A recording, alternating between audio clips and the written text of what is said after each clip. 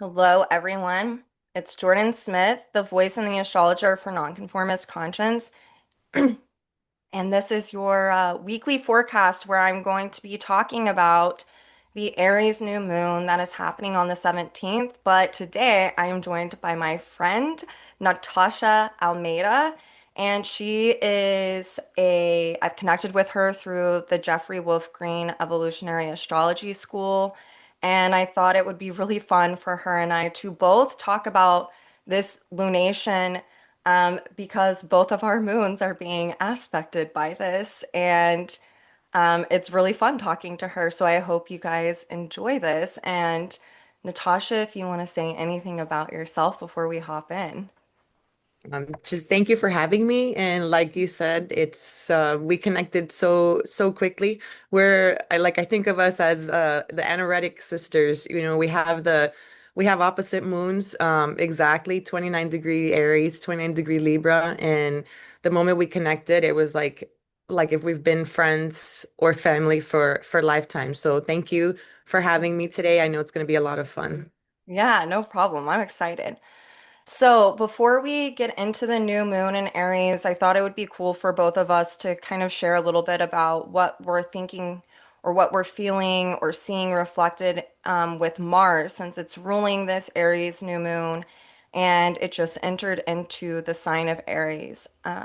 So, what are your thoughts? I know that, we just had that Mars-Neptune conjunction, there's the Mercury.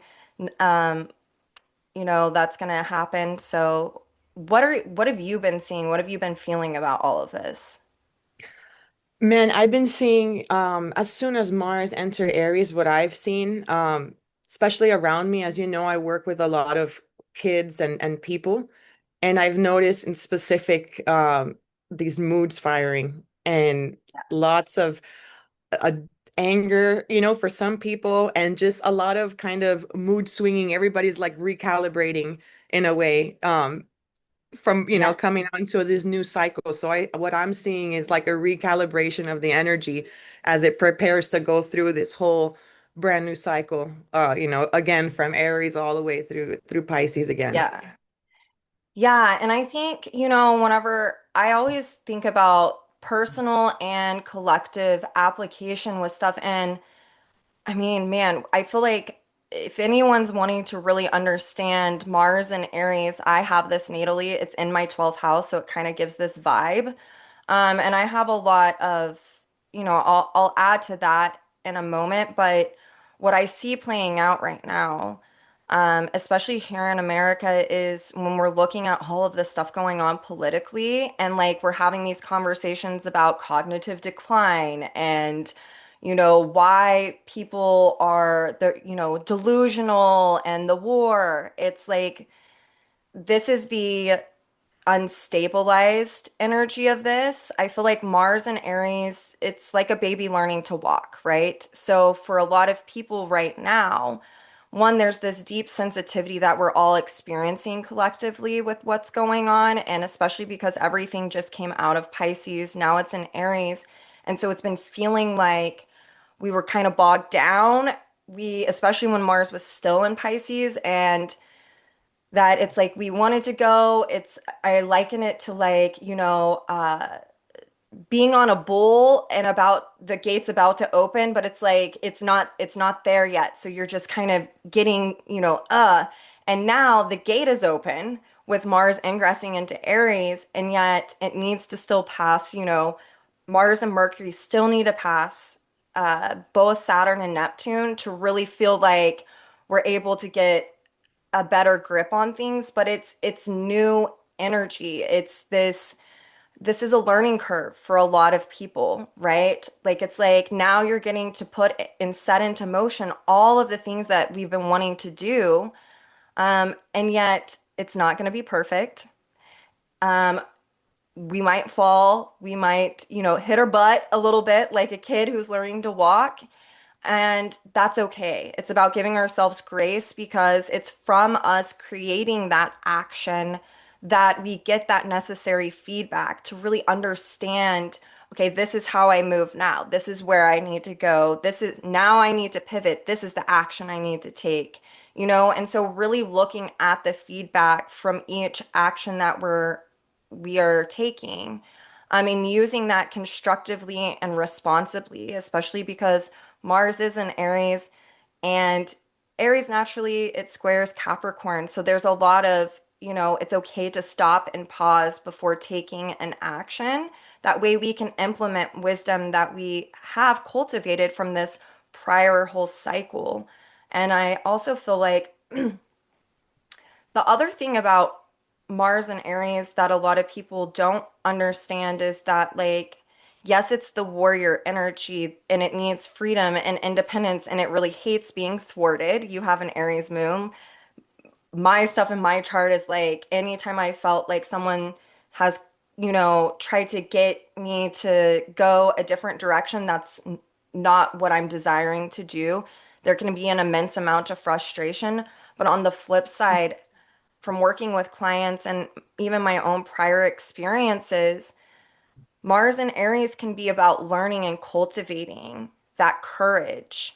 And courage is not fear not being there. Courage is doing something in spite of fear.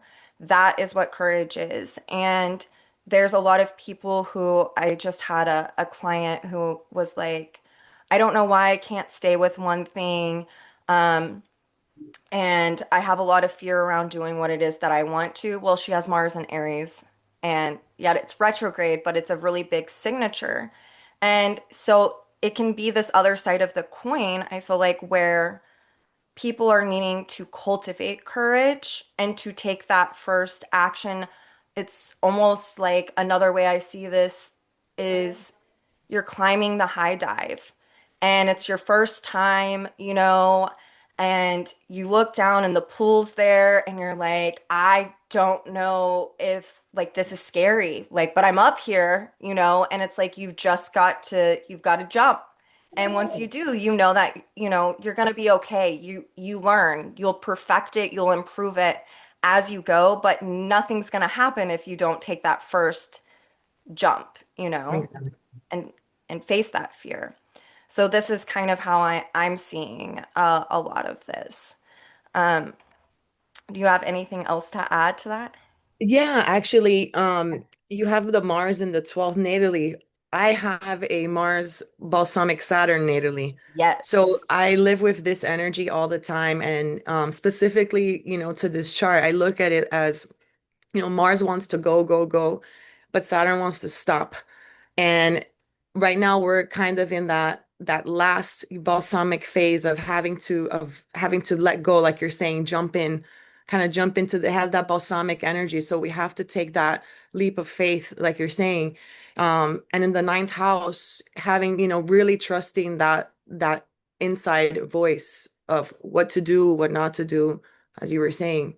But really taking that leap of faith. So I know this energy myself. Mine Yeah. is in Sagittarius, but well, the ninth house. So I understand this, trusting in that Fire. intuition. Exactly. Yeah, it's fire too.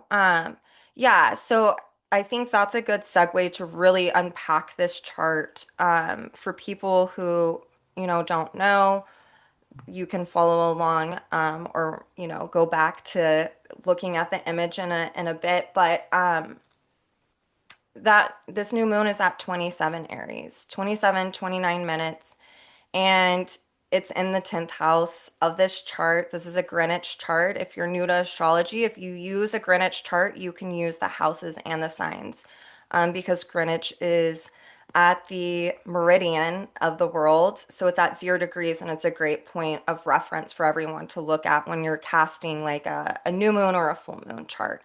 Um, and so this new moon, it is ruled by this Mars. And yet the Mars is balsamic to Saturn.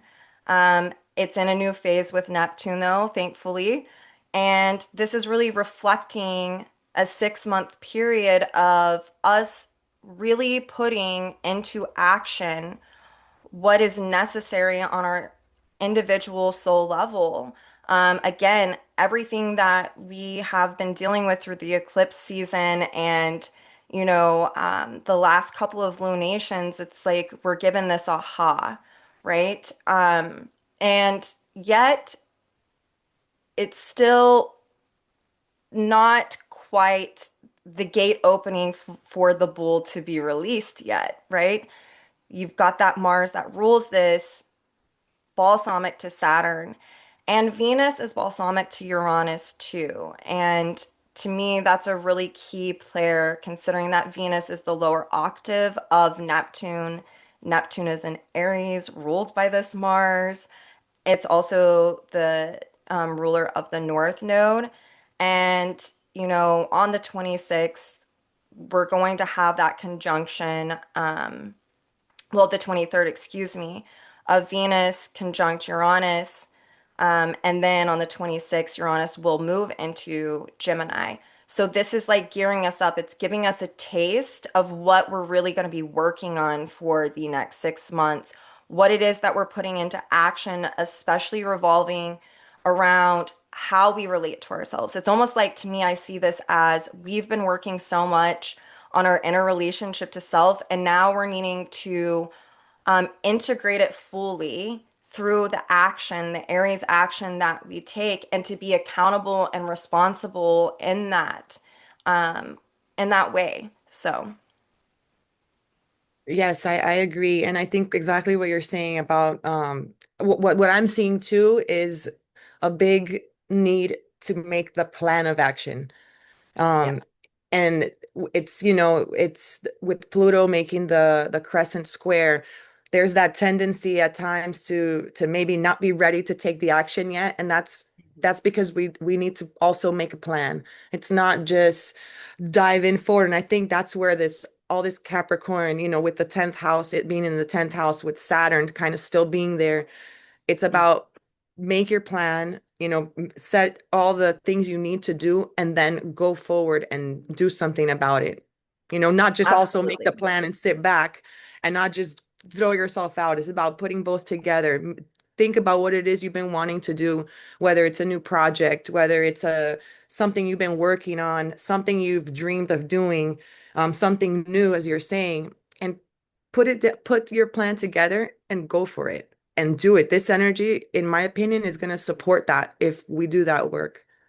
Absolutely. Yeah, that crescent sextile between Pluto and Mars, especially with Mars being connected to Saturn, it's like this is getting us an opportunity to create a foundation, one worth standing on as we move through the next 6 months. And part of that foundation is understanding um, our integrity. We've been working on these, the inner transformation with, Uranus is the ruler of that Pluto. It's at this anaretic degree. It's ruled by this Venus that's about to conjunct it. And then, they're both going to move into Gemini a few days after this new moon. And to me, this is like when we've been having a radical transformation of self. Um, at some point, we have to go out into the world, right? And we can't stay internalized with this Taurus kind of energy. And all this Aries is speaking about making these choices, even if we're afraid, to literally do the thing that you want to do. Um, walk in the world, knowing your values. Maybe you've been inspired to do something that has some type of creative purpose, seeing as this North Node is in Pisces and it's ruled by that Neptune, the higher octave of Venus. And this is really giving us kind of like the angel's kiss of like, go ahead.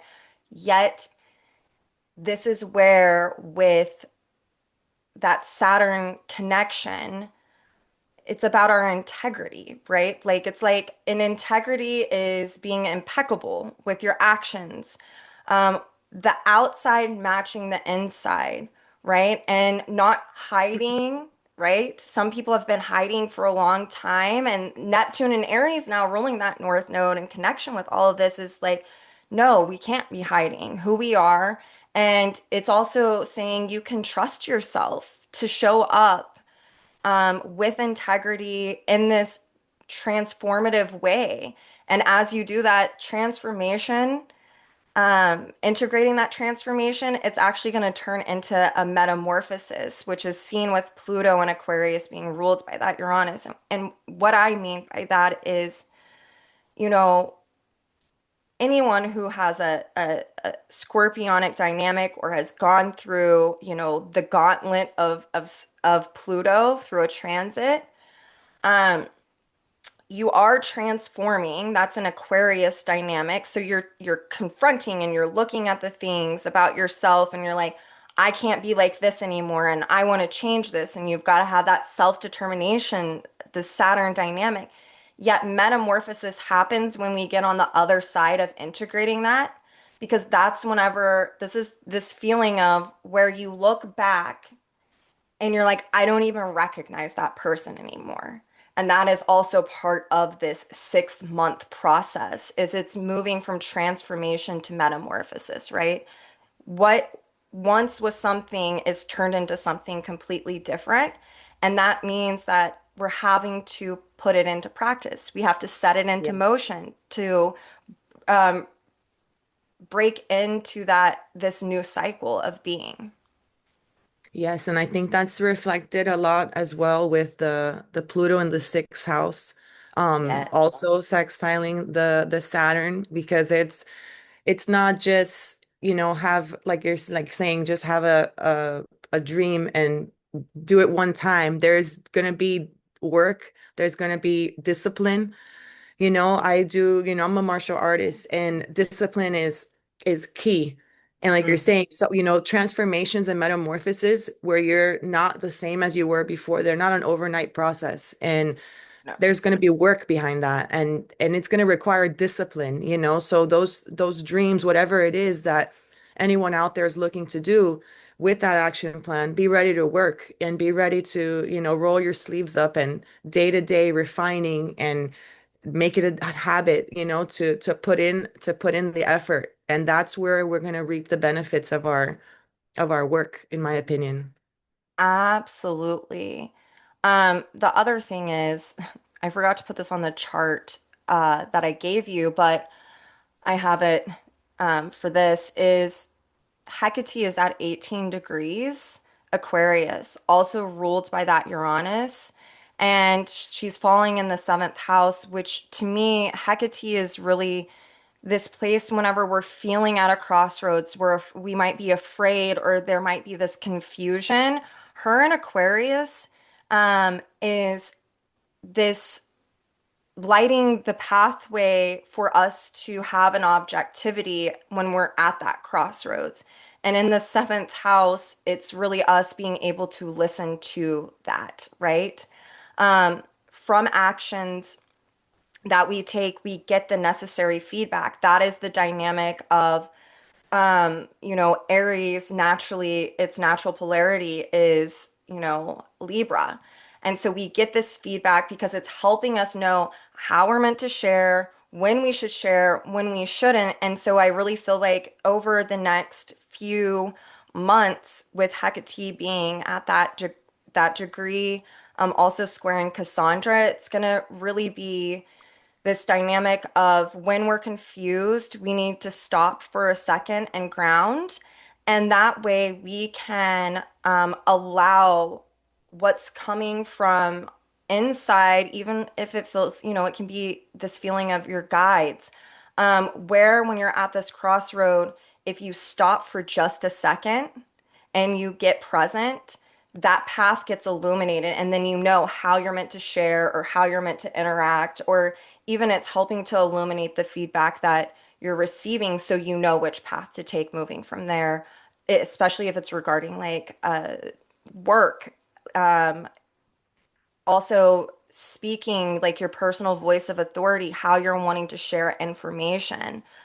So this can give a lot of guidance, and it's also helping us to really liberate from these kind of constructs in our mind where we feel like maybe we should subdue our voice, or maybe we said it wrong, or this or that. So it's going to still continue to help us to observe our mind, in regards to when we find ourselves at that crossroad. And I really like that energy a lot too.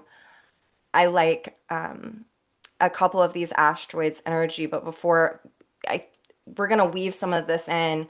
Um, and I'm wondering, what else are you seeing with this? I love what you just said. When I was looking at this chart, I was looking at the nodes and I was looking at the south node making, two inconjuncts, making that yod between Yeah. that Pluto, Mars, Saturn that we were speaking about, even the Pluto, even Merc bringing Neptune and Mercury in it, Yeah. and being careful with that south node in the second, as you were saying, of being kind of stuck in old ways, being stuck in that well, of thinking that things are just a certain way and feeling with the inconjunct to Pluto, feeling not good enough, Mm-hmm. feeling not ready, um feeling like there's only a kind of a limited resources that we have, or in my Yeah. opinion, not feeling valuable enough to do certain things. I don't know who, I believe it was Laura Nalbandian that said this with these inconjuncts. The gibbous inconjunct is I can't do it because I'm not good enough. And the Hmm. full phase inconjunct is I can't do it because you won't let me, like the other Yep. people on the outside. And we need to be careful not to be drawn, to that south node, to fall into those traps of not taking the action, which is what really Mars is about, and our desire and wanting something, not being drawn to that. It's about going in, as you were saying, with the north node, and going now with it being ruled by Neptune and Pisces as a new thing, go into that deep, go into that, go into the hard stuff and really Yeah. metamorphose so that you can actually get the results of the new thing you want to do. Absolutely. I mean, to me, this yacht is really powerful because it's, natally, if we have a yacht, it's whenever a planet transits the polarity of the apex of that yacht that it speaks to now we can create that necessary action. And it's like the things that we've been inspired to do, it's like that's the time that we are really called to do that. It gives us this opportunity. But it's in conjuncts. Like you said, I'm not good enough, and you're not letting me with the gibbous and the full phase. And so even with all of this Aries energy for this new moon, we have at the polarity of the apex of this yacht, the apex being the south node. The polarity point is that north node, which really emphasizes what you were just saying. And it's ruled by Neptune. So that's the new choice. It's saying, here's the new choice. Um, and then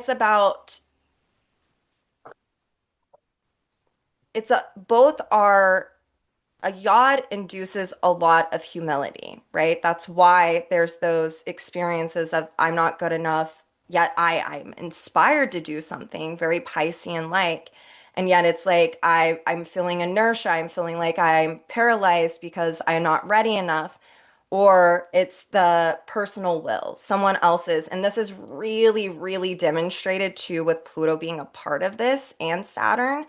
And so to me, part of the North Node in Pisces being at the polarity of the apex and being ruled by Neptune and Aries is to truly stay present in those moments.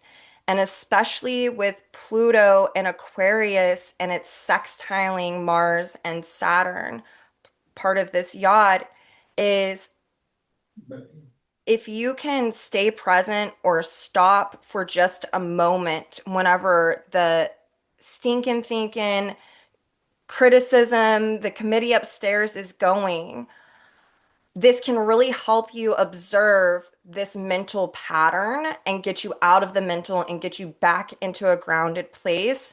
That way, then you can install or cultivate that courage in that moment. It's also, this is a signature, they call it a finger of God for a reason.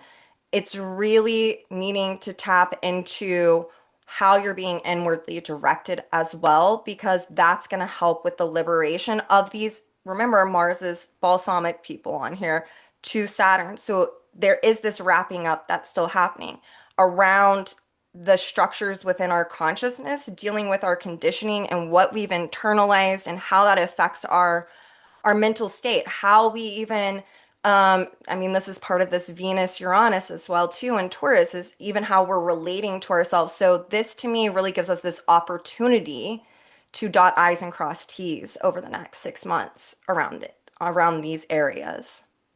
Yes, I agree that you super well said. I don't know if you had a chance to look at the Sabian symbols for the moon. If you No, can I please. read it really quick because Yes, I I would think it's so absolutely love appropriate. because me and you usually share these with each Yeah, other. So this is please, really cool. I wrote down the Sabian symbol for the new moon, but I also wrote it down for the ascendant of the chart because I thought they were both so appropriate for each other. So the yes. Sabian symbol for the Aries new moon is a large audience confronts the performer who disappointed its expectations. And the Sabian symbol for the chart itself at Leo, at 13 Leo, is a human soul seeking opportunity for outward manifestation. And to me, that speaks so much of the soul expression and it's about you doing something yet not giving a crap about what other people are going to think. And it Yeah. just I felt worked so well together for this new moon. Absolutely. Yes, I think especially with Chiron connected to this new moon as well, this is an opportunity with those Sabian symbols to to change our awareness about our old wounds around whether we said something in the past and we hurt someone and so now we're afraid to do it. Yet there's this need for us to trust ourselves because, Mercury is connected to all of this as well. Or it could be I was controlled whenever I was younger, and I am realizing that I never was taught through people around me how to do this or how to do that. And there's this wounding, and maybe I don't know how to do this. And so it's also giving this um, opportunity and inspiration for us to blaze our own trail with whatever it is that we're realizing or recognizing maybe we didn't get, especially because Chiron is an Aries and it's this Leo, um, ascendant, this childhood dynamic can be highlighted, like the inner child,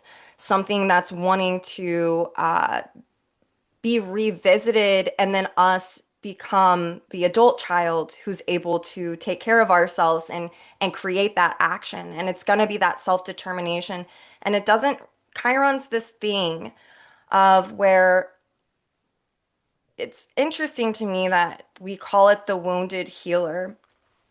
Um, I think it represents what that is pretty well, but yet it's what people project onto it. I often find that people think that it's where we get to heal our wounds, and yet it's not. It's where we change our awareness around our wounding.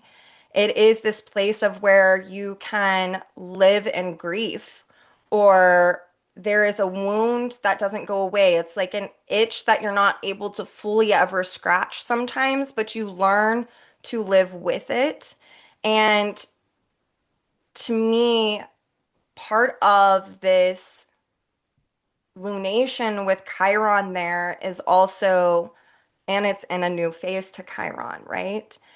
This is where it is through our actions that we become that um, child adult that is mature. We become our mother and our father, and we're able to change our awareness around whatever wounding happened. Um, Whatever it looks like for you, it'll be different because it falls in different, houses in people's charts. But it's like this place where it's like it also gives you this courage to, you know, I had this expression once where I was like, sometimes I feel like I'm trying to out daddy my dad, which is not that healthy. I just want to say that, all right? There's been a lot of learning there, and that's part of my old Chironian wound. Mine is in Cancer in the second house. My dad's Chiron opposes mine. So it made me even think about this a little bit is like it's like there can be extremes that can play out over the 6 month period when we're cultivating action and we're trying to change our awareness. Sometimes we get into overcompensating and we go from one extreme to the other extreme because we're learning. And it's okay. It actually shows that there's a learning process that's unfolding. And so it's through that learning that we change the awareness around our wounds. Like, I can Mhm. do this, I'm okay, or whatever it may be. And I think that that's also worth mentioning as well, especially after this new moon, Venus is going to go into Gemini, and that really asks and demands for us to get out there too, because it's going to be through us committing to a path, to a journey that we get to learn even more knowledge about ourselves and how we're relating to the world and to ourselves, especially through what we've just been integrating. And that's part of this medicine with Chiron. Yeah, I love that. And like you were saying about it's about how you change your awareness of it. And that's what I agree a million zillion percent because it's about the perspective. And I feel like with Chiron, as you were saying, it's if you think back at things that you've gone through that have wounded you in a way, they make you who you are.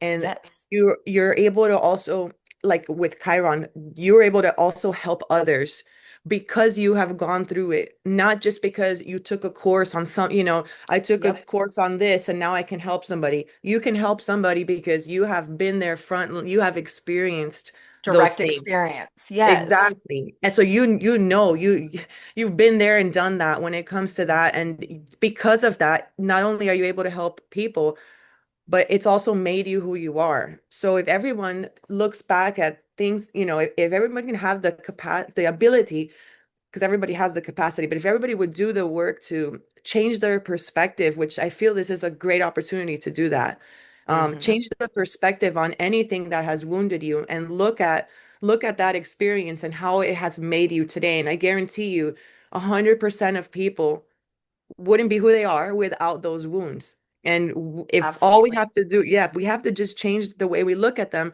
and get off the victim train, and Yes. stay sitting there and poor me and poor I can't do this because this happened to If me. only And you hadn't done this, I wouldn't be in this situation. Blah, blah, that blah. Yes. Yeah. Yeah. thank the situation, and be Yes. grateful for it because that's why it's part of our evolution and it's part of what we need to go through to be who we are today. We have to.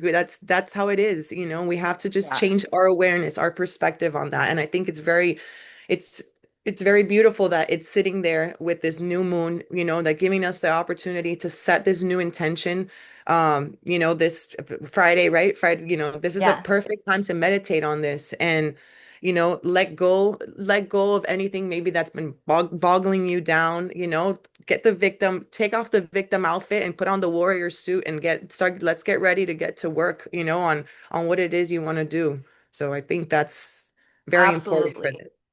Yeah. And I think that I love that you said that because I think sometimes when we're getting stuck, um, it's almost like we get this fear of if I move forward, especially I think whenever you're evolving and your consciousness is expanding, a place of victimization that I feel like is more nuanced too is that, and I've had to confront this in myself, is I am like, I'm not doing enough inner work. And that actually, especially with Lucifer in Virgo retrograde during this, there can be a trap of I shouldn't be cultivating action right now. I know what I need to do, but I still need to work on me. I need to this emotional thing isn't done yet.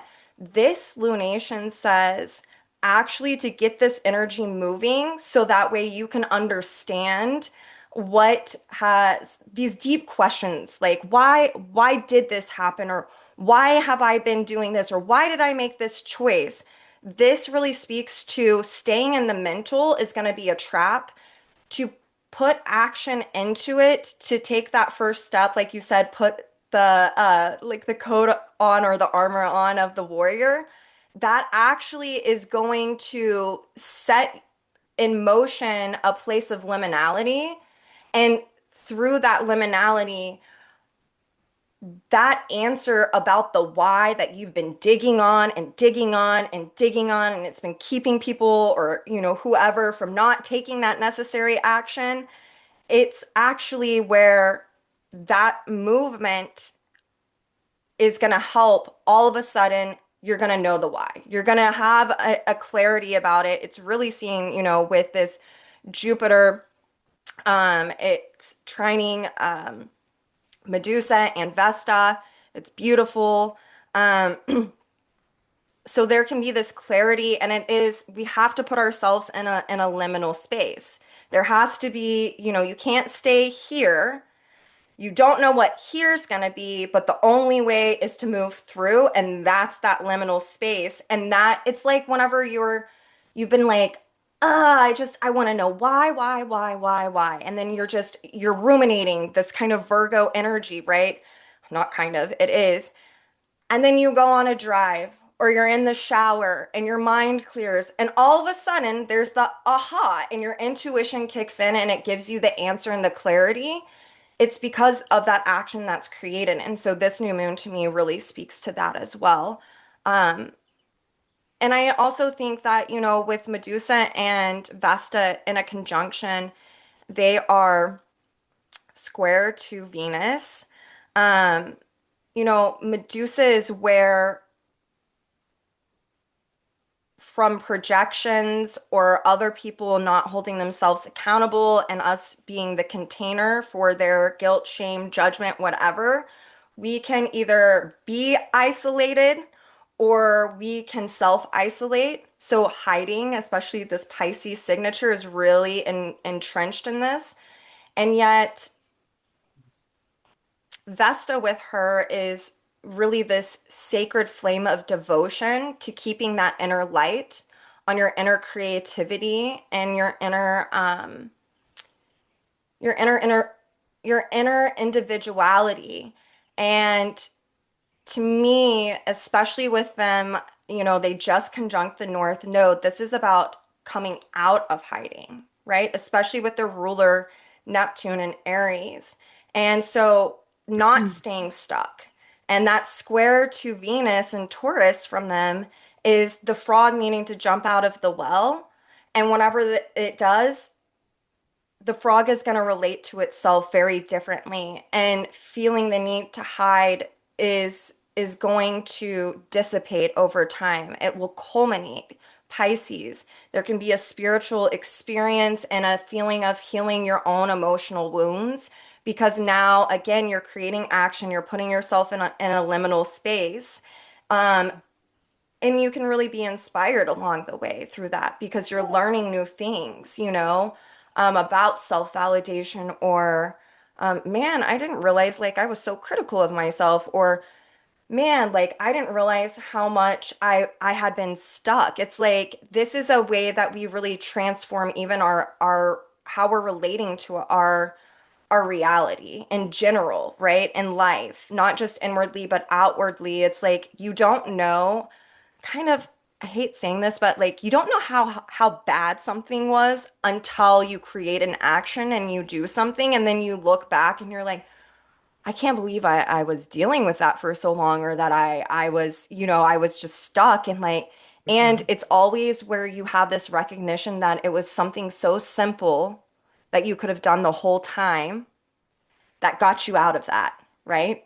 And so this is kind of that, not kind of, I don't want to kneecap it. This is that energy. And it's, it's, to me, it's beautiful. Yeah, and I see that exactly. Like it's time for something new, like you said, sometimes it's just one small action gets you out of this whole kind of trap that we get into.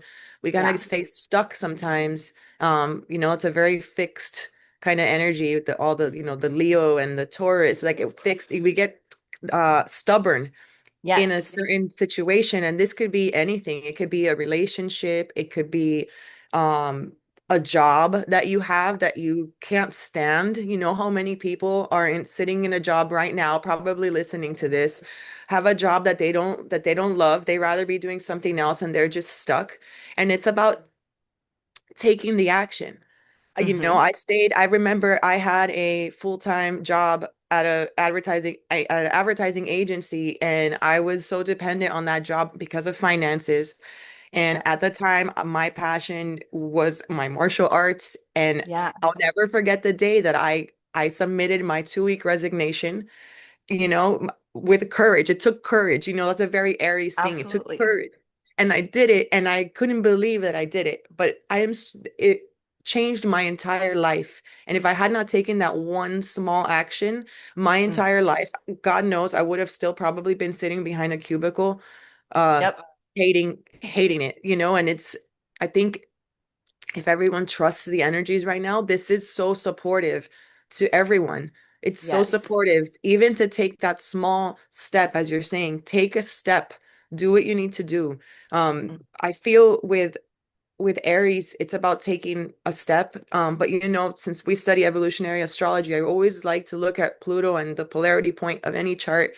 And Mm-hmm. this chart's polarity point is in the 12th house, which is ruled by Cancer in this case. And I feel like there is, once you do the work, once we do the footwork, the universe you can let go and trust that the universe is going to give to you, just like as a mother would. It Yes. will give, it will provide back if you do the work, trust it. But Mm-hmm. it's not just going to give it to you because you're wishing for it, please give me this. It's going to take action, and we're going to Yes. have to do the work. Yeah, beautifully said. I actually feel like, as you were talking, you know, with Pluto's polarity point being Leo in the 12th, but it's conditioned by Cancer on that house cusp. It's like the cosmic mother is nurturing the child's unique individuality, and so it's helping it. It's like all you have to do is to trust that at first, and then if you've had a hard time with that, and once you take that action, it's like the mom who's like, I remember whenever my kids were learning to walk, right? Especially because this moon is ruling that 12th house, it's like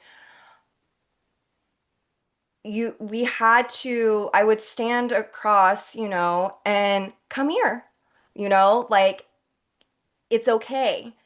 You can come here. And because there was a safety in that, and learning, at first it was still scary, even though it's mom being like, come on.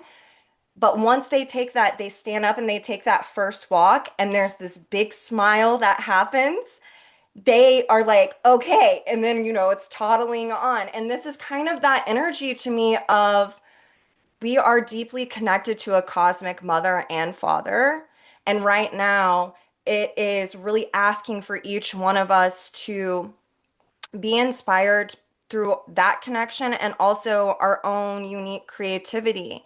But it can feel like standing across the room and you don't know how to walk, and you don't even know that once you take that first step, there's the big smile, and it gives this confidence, and you build confidence over time too, because now you're like, I'm gonna be okay.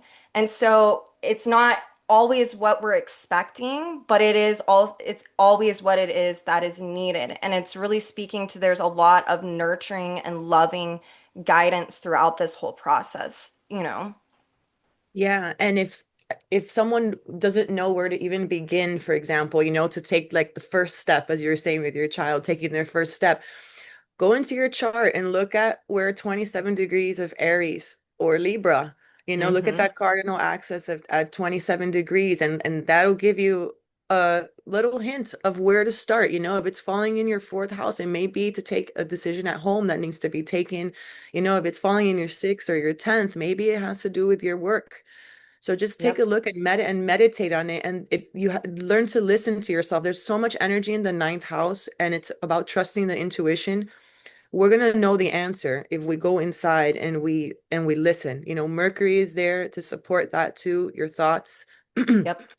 Meditate on it and trust the answer will come in. And once you have it, then like we were talking about, put the plan together and, put your big boy, big girl pants on and let's Yeah. let's do the work and make it That's happen. right. It just needs a step to be taken. Absolutely. You're not going to know until you know, and that only comes through taking that first step, right? And Mhm. even if it's shaky, that's all right. We're building a foundation here. We're building strong muscles, strong legs, you know, not the pudgy baby ones anymore, right? Yeah. Like you got to build that muscle up, and that's how we do this. Um, all right, Mhm. Natasha, I've like thoroughly enjoyed this. Unless you have anything else you want to add to this, I feel like we've given so much and I've loved this. I'm definitely gonna have you come on and do new moons again with me. I think it's just fun and it gets me out of my um I'm Taurus rising. It gets me out of my well. Like I love jamming out with you. So, Thank you. Me too. Thank you so much for having me today. It's always fun yeah. talking with Yeah. you and sharing our experiences. And I think this lunation for us as a friendship just highlighted ourselves, as a new start for something really cool that's going to be coming. Absolutely, which is funny because I think there's always this fear around someone's stuff is opposing mine, and I think that this is a really great demonstration. No, this is about two people coming together and there's an integration that's Yeah, happening, right? exactly. There's a simpatico and so I just wanted to say that too to some people like if you see something in synastry with someone and it's an opposition, like you don't have to be afraid. Like this has been so fun and this is the beauty of an opposition sometimes is this Exactly. great integration. So, Yeah. all right, Awesome. my friends. Thank you so much. You're Happy welcome new moon. too.